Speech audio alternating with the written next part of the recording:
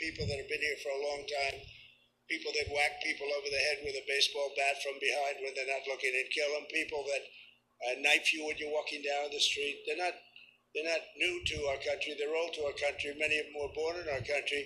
I think we ought to get them the hell out of here too. You want to know the truth. So maybe that'll be the next job that we'll work on together. But I think getting them out, we forget about them. We had some bad accidents in New York. They're not accidents. We also have a lot of bad people that have been here for a long time. People that whack people over the head with a baseball bat from behind when they're not looking and kill them. People that knife you when you're walking down the street. They're not new to our country. They're old to our country. Many of them were born in our country. I think we ought to get them the hell out of here too. You want to know the truth. So maybe that'll be the next job that we'll work on together. But I think getting them out, we forget about them. We had some bad accidents in New York. They're not accidents. We also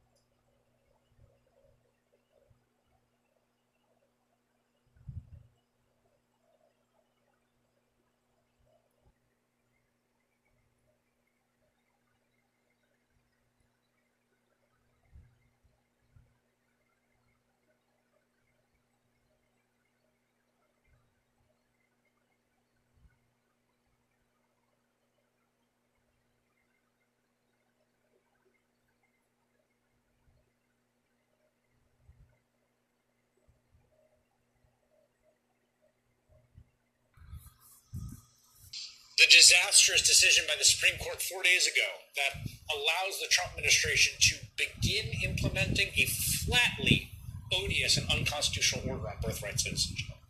Well, today, the administration announced it will begin deporting people subject to that order as soon as July 27th. It's madness, but it is madness with a method, which is to deconstruct the foundational concept of what it is to be an American. A concept created in this country's second founding by the 14th Amendment and the victory of the Union, the Civil War. A belief that we are all Americans across all lines of difference, from race to religion to creed. They hate that. They're trying to destroy it. Sherilyn Ifill is the founding director of the 14th Amendment Center for Law and Democracy at Howard University. She was previously president and director counsel for the NAACP Legal Defense Fund. She has a new piece out this week titled A Court Without the Range, the Reconstruction Court 2.0, and she joins me now. Sherilyn, we are seeing a sustained attack on some of the foundational ideas of the Reconstruction Amendments. None more foundational, I think, than this question of who belongs and who's a citizen. What do you make of what we are seeing now that the Supreme Court has paved the way to begin some kind of patchwork implementation of this executive order?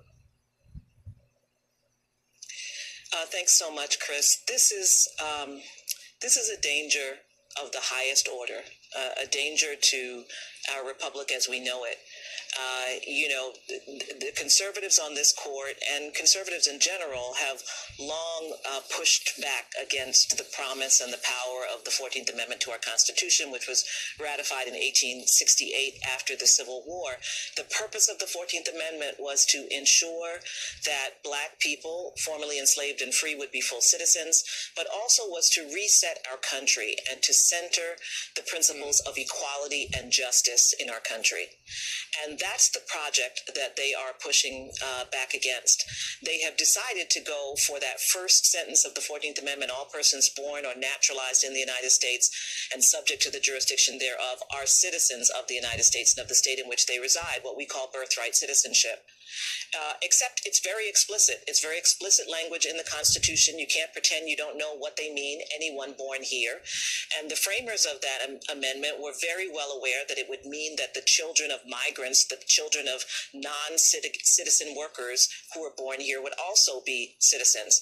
Nevertheless, over the course of the last 15 years, we have heard many Republicans talk about ending birthright citizenship.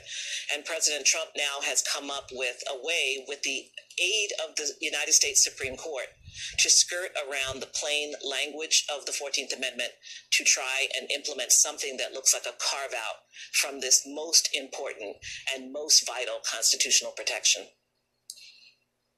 One of the things I think it's worth people getting their heads around, this is reporting in the New York Times, immigrant rights groups in 22 states, all Democratic leadership, have sued over the citizenship order. 3 federal district courts vacated the policy.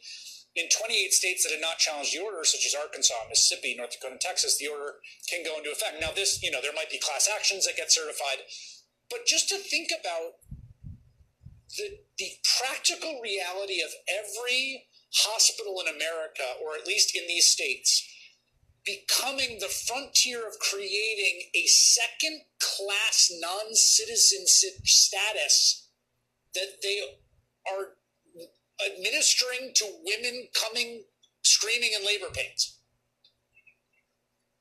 Remember, the core of our reset country through the 14th Amendment was that this is a country that has no caste.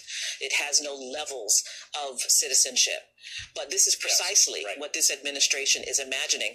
And it's happening, Chris, at a time when we are watching masked ICE agents roll up on people outside the Home Depot and wrestle them to the ground. And we're watching them, deport people and send people to third-party countries with which they have no connection. Is that what is going to be happening to newborn babies who are born, who they believe fall under this executive order, which purports to deny birthright citizenship to those who don't have at least one parent who's a citizen or a permanent resident? Are they going to be, as you say, outside maternity wards, these masked agents, or in maternity wards, trying to take babies away from their parents, or outside the homes of new parents, trying to enforce this executive order? This is beyond dystopian. It already has been dystopian. This is contrary to everything, not just that we believe in this country, but that any decent country premised on the idea of democracy believes in. The question is, will we allow it to happen? The Supreme Court had to know. They were given a green light to this, even though they have said, there could be these class actions, which are aggregated cases where lots of people come together and bring an action.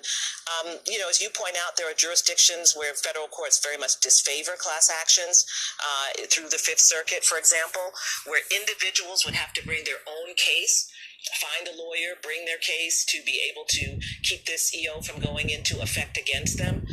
I cannot imagine what we might be facing by the end of this month.